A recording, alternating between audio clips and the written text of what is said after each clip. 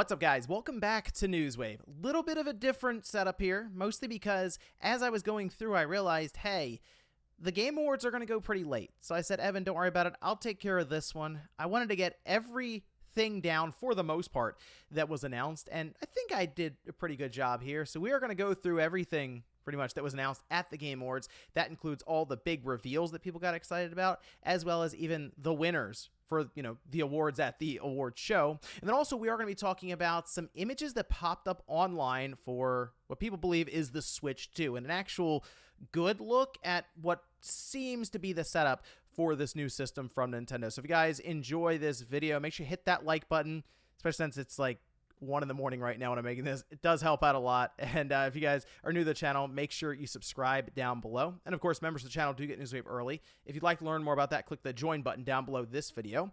And we are indeed going to start today with the Game Awards. As I mentioned, I pretty much wrote everything down here, and it is a lot. So we're going to go kind of quickly through this just so we can get this in a relative decent amount of time, starting at the top with the pre-show, which on its own merit actually had some pretty good reveals there too, starting with Ninja Gaiden Ragebound. This is from .emu, and it looks pretty good.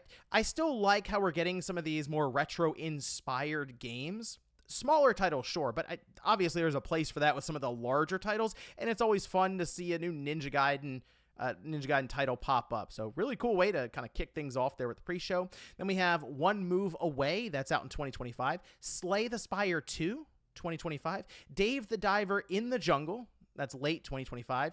Thick as Thieves. There's a new Pac-Man game. This is Shadow Labyrinth. If you've watched the Secret Level episode, it kind of reminded me immediately of that, which that was weird as it is. It was certainly not how I would expect an episode for Pac-Man to go, but it was creative and different. This looks like it's following that path. It's coming out 2025. Steel Paws. It's a mobile Netflix game. That's 2025. We have Midnight Murder Club. A beta is available right now for it. Stallcraft Operations, not StarCraft, Stallcraft. That's 2025. We have Kiora. And then Rematch. All right, so when I saw Sifu, the account, sort of do the eyes at the Game Awards in a tweet, I thought it was going to be something new for Sifu. No, it looks like they wanted to make a 5v5 arcade soccer game. I'm always up for these kind of titles. I think they can be a lot of fun, whether it's Sega Soccer Slam or Mario Strikers. So I'm at least interested enough to keep an eye on it, but it's not really what I was expecting from them when they were teasing stuff. But either way, summer 2025. Then we move into the main show, and they did kick things off pretty strong with Witcher 4. Peter Siri is the protagonist here, and we're still several years off from this coming out, but they did show up at least with a CGI trailer to sort of set things up here. And again, it's going to be a bit, but they're, I believe, working on Unreal Engine with this, so maybe it'll come out a bit sooner than if they were using an internal engine. So we'll see. Either way, Witcher fans, we're very excited to see this one make an appearance and get things started, I'd say, on the right foot. Then we had Elden Ring Night Rain, standalone co-op game for Elden Ring. And this is great because Elden Ring itself does lean into some of the multiplayer stuff, but it's not completely all in on it. This seems like they're going to build it just about for the ground up with the idea that you would have someone else playing alongside of you. But 2025, so FromSoft, just keep churning out releases, and why not utilize like the most popular intellectual property they've created at this point with Elden Ring. Final Fantasy VII Rebirth is going to PC. It's going to have improved lighting, textures, DLSS will be there January 23rd, so next month, actually. And the game looks much cleaner on the PlayStation 5 Pro. I'm sure it'll look incredible on PC, maxed out with a nice setup. Then we move on. We have an untitled project. This is Epic Game publishing it, and it's from the creator of Ico, Shadow of the Colossus. They showed Climbing, which immediately was like, oh yeah, Shadow of the Colossus. Okay, I get that. It sort of has actually kind of the tone a bit of Ico, almost like this loneliness to it. And when they got up to climb up the robot, it looked like the head started flying away. As strange and as weird as you would expect, but that's about it. I mean, it's untitled still, so this is one to at least keep an eye on here because the creator of those games certainly has some interesting ideas. Outer Worlds 2, it does look like more of the the first one, Outer Worlds, which is what you'd expect for a sequel like this to kind of build on top of that. But it just looks like more of that, maybe a larger release in general for scope. And I'm here for it. I liked the first Outer Worlds, and it's coming in 2025. And that one is, of course, going into Game Pass day one. Split Fiction, we already knew about this going into the show, but Hazelight certainly showed up with a fun-looking title. It's, as you'd expect, co-op. They will have that friend pass setup where if you buy the game, you also get a pass for someone else to download and play the game with you. But it is from the creators of Take-Two and A Way Out, and the premise here is you have two writers who have their stories come to life in simulations, and it seems like they're now trapped in the simulations, need to come back or escape to reality. Has sci-fi and fantasy worlds that you jump between, so unique mechanics for each one as well.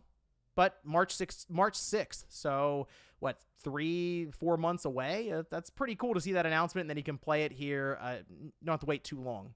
Steel Hunters, this one kind of neat. People were immediately going, oh, Titanfall 3. Kind of joking, sure, but it looked cool. Mech Combat playtest is available. Actually, it should be available now. It was going to go up last night. Black Frost, The Long Dark 2, that's early access in 2026. Then we got to look at Borderlands 4. They had the in-game shots of it, some gameplay, which was cool. Of course, guns, loot everywhere. It looked like Borderlands. That's 2025. Tekken 8 is getting Clive from Final Fantasy 16. Laughing a little bit because people really seem to want Tifa, but instead they threw in Clive. Now he will be, I guess, entering the fight in December 16th, so next week. Splitgate 2, which looks a lot better than the first Splitgate. Well, I guess current Splitgate. Although what happened here where the developers, the studio, kind of left that one behind to work on this one. And I kind of get it now. I mean, it looks really good. Like visually, gameplay looks awesome. That's 2025 as well. Virtua Fighter is back. And in fact, today there will be a Virtua Fighter Direct, I guess, to just showcase it more in depth. And this is from RGG Studio, who also showed up with a new IP right after this called Project Century. And I mean, they're also doing Like a Dragon. Like they had the pirate game coming up here in a few months, and then they show up with Virtua Fighter that they're working to create and Project Century. They're firing on all cylinders right now. It's pretty impressive, kind of the cadence of releases they have right now. Then we went into Turok Origins. This is from Saber, and it's really cool just to see a new Turok game. It's third person from what they were showing, and I saw some people celebrate that. Some people are like, why isn't this first person? We have that debate all the time as it is. First person versus third person. In this case, it looks like they're going the route of being able to at least see your character while you're playing the game. But it still looks like Turok, which is awesome. Still kind of curious about maybe the single-player aspect to it, but it looked like it was kind of arcade shooting fun with dinosaurs, at least for the multiplayer stuff. We have an update for Helldivers 2. That's Omens of Tyranny. That is actually out right now. Warframe 1999. That's available today, December 13th. Pal World Faybreak. That's December 23rd. Onimusha, Way of the Sword. Wow, this was one that sort of came out of nowhere. I mean, Capcom seems to be getting a bit more experimental and maybe working to revive some of their older intellectual properties with a lot of the money that they've recently made, especially from things like Monster Hunter and what they've seen from Resident Evil. But Onimusha, Way of the Sword. This is 2026. So unfortunately, can't take a lot from the trailer other than that, yes, it is coming back, which is awesome. We'll have to keep an eye out for this, I'm sure, throughout the next year, 2025. Capcom will most likely give us many more looks at this one, and hopefully it's a big release for them. Then we had First Berserker Kazan. That's an action RPG. That's March 27th is the release date on that. Dungeon and Fighter Arad. Then Dying Light The Beast. This is that like that standalone title from what I remember. It's summer 2025. Stage Fright. This is from the creators of Overcooked. They had a fun mention of E3, which I'm sure people kind of double take a bit. Either way, I'm kind of poking fun at it. But it is a co-op adventure, and it looked pretty unique, I'd say. Definitely interesting and one to keep an eye on here, especially if you enjoyed Overcooked. I'm sure that that studio, those developers have built up a bunch of credibility with their following there. Squid Game Unleashed. It's the next Netflix game. It's coming out December 17th. I'm sure they spent a good chunk of change to get here, but nonetheless, a big Squid Game fan. Just know that I guess there's a Netflix game coming out then, and you don't have to apparently be a Netflix subscriber to play the game. I guess you'll just buy it then. Either way, check it out next week. Game of Thrones King's Road, that's 2025. Double Dragon Revive, October 23rd, 2025. Screamer, which I guess is just an action racing game, that's coming out 2026. Naughty Dog did kind of troll us here. Last of Us Part 2 Remastered, it's going to PC. April 3rd, 2025. Not the last time we'll hear from Naughty Dog, though, okay? So don't worry. Den of Wolves, it's a heist game from the Payday creator. Early access is coming at some point. It was just 20... So I guess they'll announce that later. Hoyoverse had an entire section with all kinds of stuff, including Honkai Star Rail here. Then we had Sonic Racing Cross Worlds, just coming soon. Not much else to go on that one. So it wasn't a great trailer, technically, but still, it's cool. I'm sure people who are Sonic Racing fans are just happy to hear that another one's happening. Mafia: The Old Country. This trailer leaked out earlier in the day. It's coming summer 2025, and it looks awesome. I mean, I really enjoyed that Mafia remake that they did somewhat recently. I guess it was years ago now, but it was a really good time, and I've been waiting to see the next Mafia game. I think this looks awesome, so I'll be keeping an eye on this, and I'm sure I'll be grabbing this one next year when it releases over the summer. Infinity Nikki had a showing here. It's a shooting star scene. Look, this game apparently is incredibly popular, so I figured I'd give it a shout out here. We then had Dispatch, which from the creators of Wolf Among Us and Tales from the Borderlands, and it's sort of that like choice-based visual, I don't say visual novel game, but it's a game where you go through and you do different choices to alter what happens throughout like the timeline or the story, and there's usually like a what-if scenario and stuff. Either way, it's a superhero agency. I guess looks like it has quite a bit of humor to it then, but 2025. And then one of the big reveals was Okami is getting a sequel, and it gets even more surprising. Hideki Kamiya is in some way returning to Capcom. He's the game director for this one, and he has Clover's Studio that he's formed, and now partnering with Capcom or just working for Capcom. There's still a lot of questions here, and I believe you're going to see some interviews down the road from Kamiya to explain this more in depth, but they didn't really even have a title for it or anything. Just, hey, Okami is getting a sequel. People have been calling for this forever now, and I'm sure the visuals, the gameplay, all that's going to look really, really cool with the newer technology we have. Remember, Okami came out forever ago on the PS2. So a lot of cool things I'm sure can happen here, especially when you have Capcom sort of backing this and maybe just reviving the franchise fully. So really, really cool stuff there. Crimson Desert Pearl Abyss, that's late 2025. And then the big closeout was Naughty Dog's new IP, that's Intergalactic: The Heretic Prophet. It's been in development since 2020, and it is indeed Naughty Dog's sci-fi game, which one of the reasons I like this is because it's very different from what we typically expect from Naughty Dog, especially recently. And now they did introduce it like, oh yeah, Jak and Daxter, Crash Bandicoot, The Last of Us. You know them from Uncharted, and then here's Intergalactic. So we can't really take a lot from it because, of course, it was a CGI trailer. They didn't give us any kind of release year, really nothing on that. So I'd like to think this is a 2020, probably like 2026 game, to be honest, but from what we're seeing, it almost looks like you're, I guess, a bounty hunter, and the whole time she's trying to get this person called in so she can go hunt them down. So it seems like there's a lot that they still need to tell us about this game, but looks like third-person action style, at least from the final glimpse sort of that character on the planet. So Naughty Dog, I'm sure, has some interesting stuff ahead of them with this one. But for the most part, the show itself, in terms of the announcements, I think was pretty strong. Yeah, there were some lulls in there where they had ad breaks that were kind of disguised as part of the show, and at one point had me sort of writing it all down, and then I went, oh wait, these are sort of the commercials that are mixed in with the announcements, aren't they? It was a lot of gacha games. So in that regard, yes, it did go on a little bit there, but for the most part, the pacing was good. The acceptance speeches didn't feel necessarily rushed, so they felt just more organized. And I don't know, I thought it went pretty well for Jeff. It was definitely one of the strongest showings he's had in quite some time.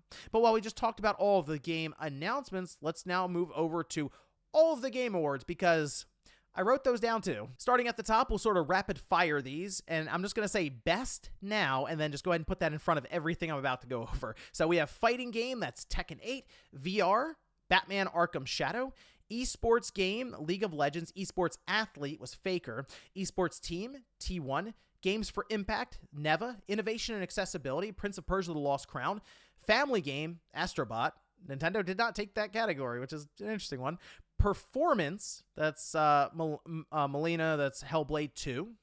Action Game, Black Myth Wukong. Game Changer Award, it was Amir Satvat. Anticipated Game, GTA 6. Multiplayer, Helldivers 2. Community Support was Baldur's Gate 3. Art Direction, Metaphor. Game Direction, Astrobot. Debut Indie Game, Balatro. Hey, shout out to Celia, by the way.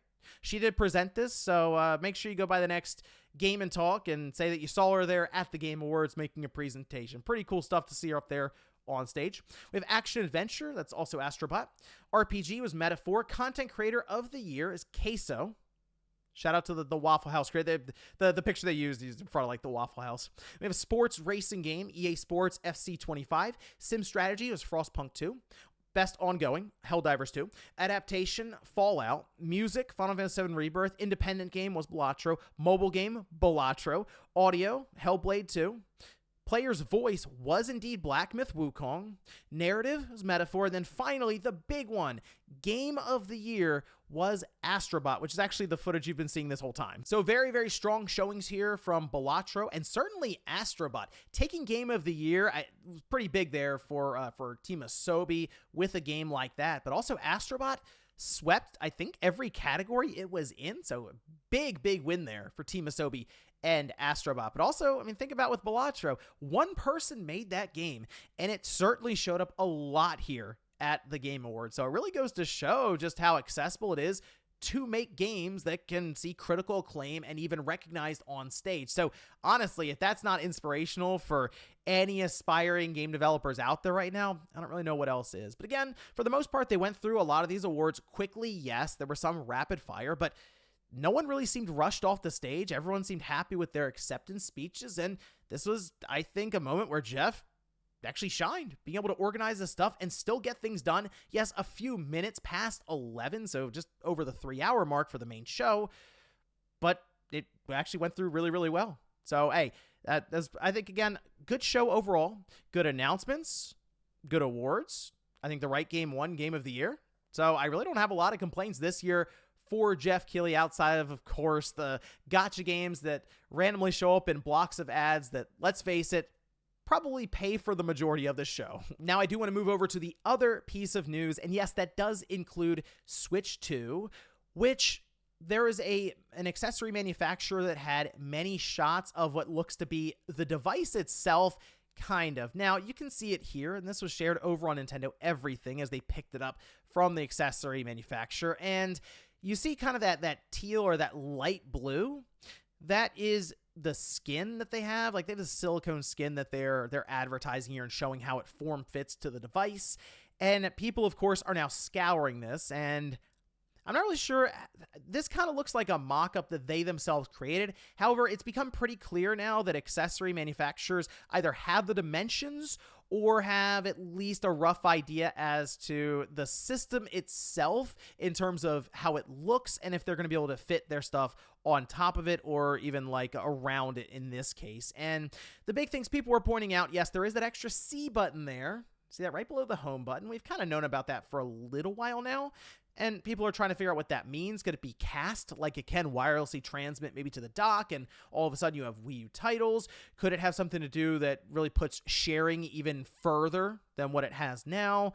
It's hard to say, to be honest. That is kind of the mystery button currently. The back does have seemingly that U design for the kickstand, which is good. I like that idea because you can still feed wires through it.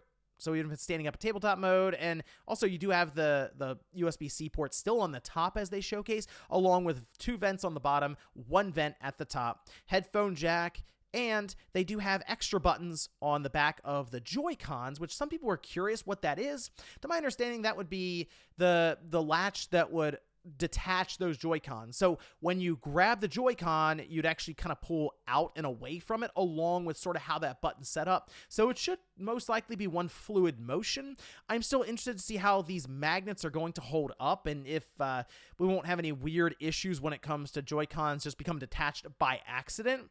But for the most part, this is sort of what I'm expecting the Switch 2 to look like. It may not be exactly like this, but I mean, it looks like the Switch 1 just probably larger, right? And maybe there's some other refinements that they've learned over time, but I mean, it looks like it's going to be a sequel to the current Switch, so this is probably about what to expect. I don't think this is exact, though, because they are missing IR ports that we believe will be there, and maybe that's just because they decided not to outline them and I guess have cutouts for the silicone skin for those IR ports. But if Nintendo's going to use them regularly, then you'd probably want to have at least an opening there to accommodate those. But I'll leave a link to Nintendo Everything down below in the sources if you'd like to scour these a bit more. Again, I think this is close. I think this is a good mock-up, but I don't believe this is the exact look and form necessarily with everything here that the Switch 2 will be. I think there's still a few things missing from this. And before we go to the comment of the day, we'll take a look at the poll that I posted up yesterday,